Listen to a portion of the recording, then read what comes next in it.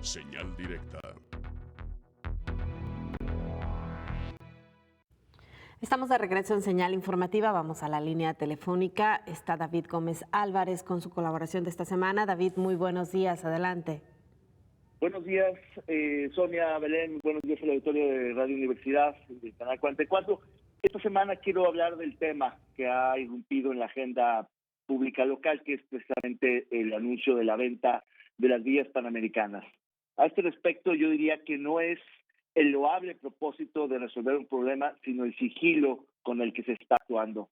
No es el rescate de la inversión de los trabajadores del Estado, que es la justificación que se ha utilizado, sino la manera poco transparente, lo que enturbia aún más el tema de vías panamericanas. Me parece que nada tendría de cuestionable que el gobierno buscara una solución de fondo al problema de qué hacer con las vías panamericanas si no fuera por la forma opaca de actuar. Como si se tratara de un hechizo, todas las autoridades que han estado involucradas han terminado de villanos en esta historia de nunca acabar. Hay que hacer memoria. Todo comenzó con la desastrosa adquisición de predios en el Parque Morelos, la sede original de Villas Panamericanas, que por cierto provocó otro problema grave en la zona centro de la ciudad que sigue sin resolverse.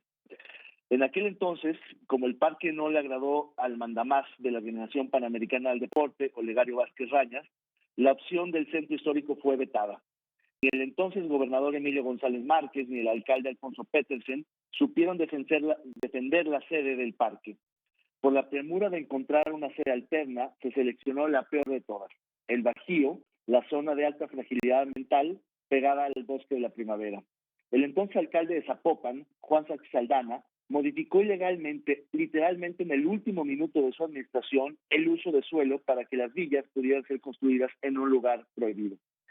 Todos los responsables del ecocidio de aquel entonces siguen campantes. Tras el despilfarro de los Juegos Panamericanos de 2011, que por cierto quedaron impunes sin investigarse ni sancionarse, otro problema más derivado de esto, también las villas quedaron atrapadas desde entonces en un limbo jurídico entre amparos y suspensiones. Incluso la Profepa, la Procuraduría Federal del Medio Ambiente, señaló que los desarrolladores de las villas habían construido en una zona de forma irregular y prohibida. Nada significativo ocurrió durante la administración del gobernador Aristóteles Sandoval, en el que simplemente se abandonaron las instalaciones deportivas por falta de recursos para su mantenimiento. En este contexto, el gobernador Enrique Alfaro enfrenta un problema heredado, pero que ha enredado aún más con el sorpresivo anuncio de que las villas se venderán.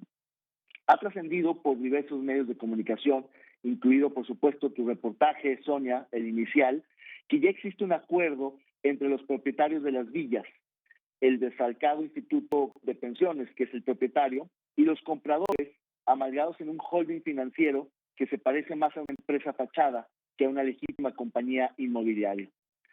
En lugar de haber iniciado con el blindaje ambiental y legal mediante un decreto del Congreso que impida que otros desarrolladores busquen urbanizar la zona del Bajío, y en lugar de haber realizado antes las obras de mitigación ambiental necesarias para la habitabilidad de las villas, primero se acordó la transacción con un solo tirador, sin una subasta pública que abriera a otros empresarios, a otros competidores, la posibilidad de participar en el negocio. Lo que es más, no se explica con claridad por qué tendría que ser por medio de una empresa y no directamente Pensiones del Estado quien venda las villas, pues finalmente le pertenecen. Los términos del acuerdo de compraventa que se conocen no solo no justifican que existan intermediarios, sino que no se avista ninguna ventaja significativa para el Estado, que bien podría desincorporar las villas de forma directa al público comprador. El pronunciamiento del alcalde de Zapopan, Pablo Lemus, en el sentido de que condicionará los permisos y licencias para la habitabilidad, le da un respiro al desastre ecológico que siguen siendo las villas. No obstante, creo que la presión de los interesados que ejercerán sobre Lemus puede provocar un conflicto donde no lo había por falta de acuerdos entre autoridades, pero sobre todo por la ausencia de socialización de la difícil pero necesaria solución a las villas. Me parece, y siempre lo he creído, que la demolición de las villas es una solución tan radical como inviable, como pudiera terminar siendo su comercialización apresurada con una firma hecha al vapor, aunque detrás existan financieras consolidadas. Tampoco pareciera factible un uso alternativo como el que se han sugerido, hospitales, universidades, oficinas, por lo que si han de habitarse en su totalidad las villas, razón de más para proceder con absoluta pulcritud. Para salir del atolladero en que están metidos los que promueven la desincorporación de las villas, es mejor poner la carreta por delante de los bueyes si no quieren terminar de villanos inmobiliarios o panamericanos como todos los anteriores que han señalado. Hasta aquí mi comentario, Sonia. Bueno, pues un tema que se ha discutido bastante y tocas algunos puntos que justamente son los que en los que se basa esta polémica. Quizá lo esencial es por qué se hizo de esta manera. El mismo Pablo Lemus señalaba que se comenzó exactamente al revés, que lo primero que tendría que haberse sucedido es este decreto de protección al que se había comprometido el gobernador Enrique Alfaro.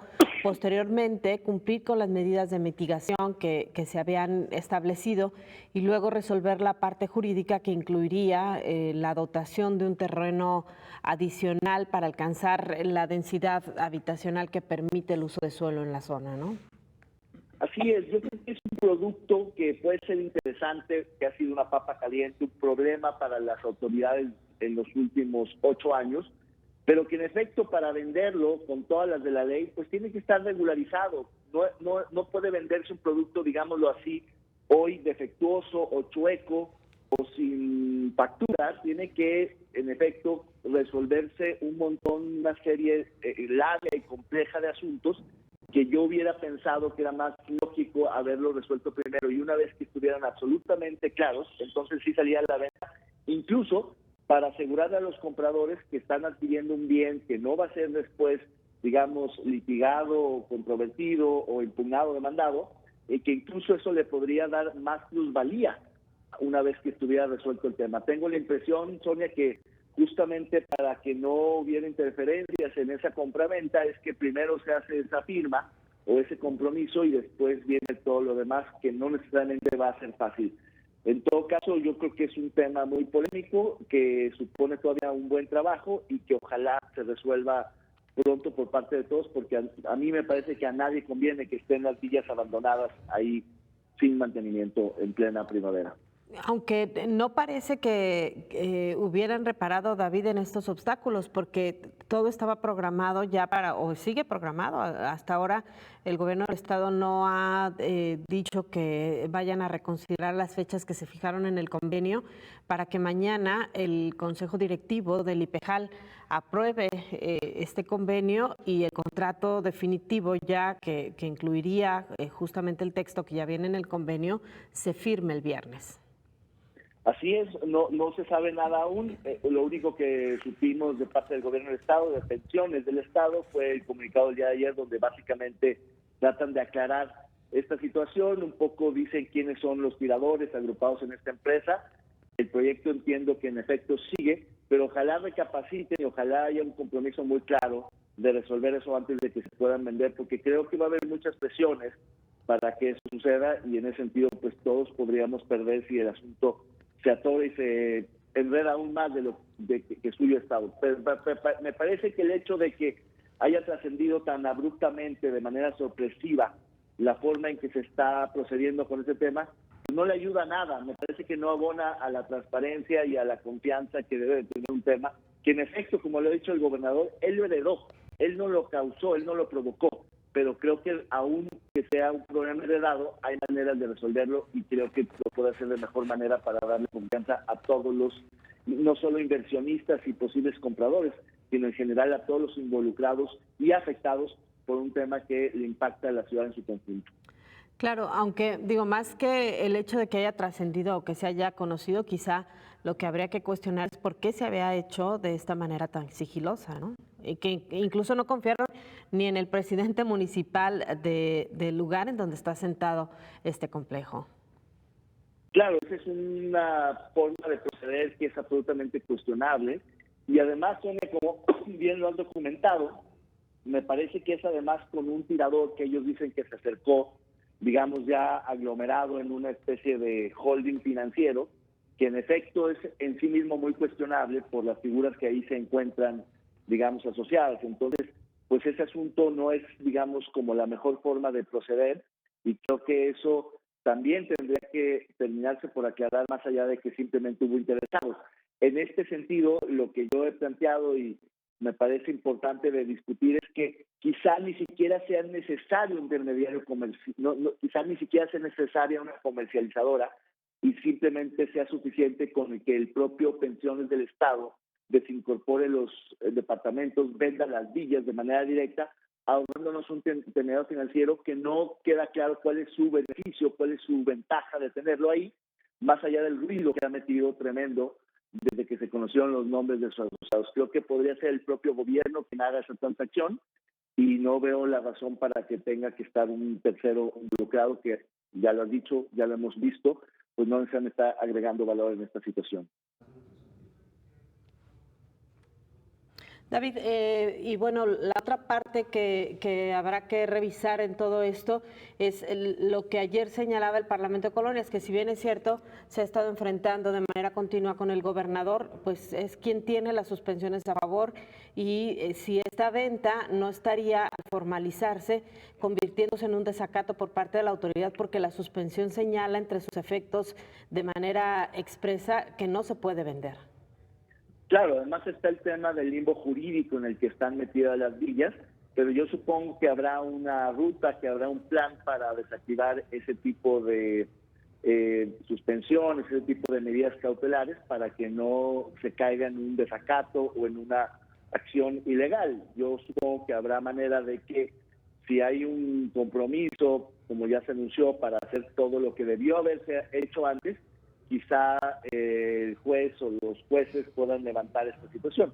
Dudo mucho que se pueda hacer una transacción antes de que se resuelva esto, pero puede resolverse en cualquier momento si es que se cumplen, digamos, las condiciones que exigen las demandas y los juicios. Habrá que ver cómo se resuelve esa parte jurídica, pero en efecto es otro tema adicional que obstaculiza, digamos, la resolución de fondo de las vías panamericanas. Así es. David, muchísimas gracias, un gusto escucharte. Al contrario, gracias, Sonia, y buenos días al auditorio de Radio Universidad. Muchas gracias, David Gómez Álvarez. Nosotros hacemos una pausa, regresamos, tenemos más.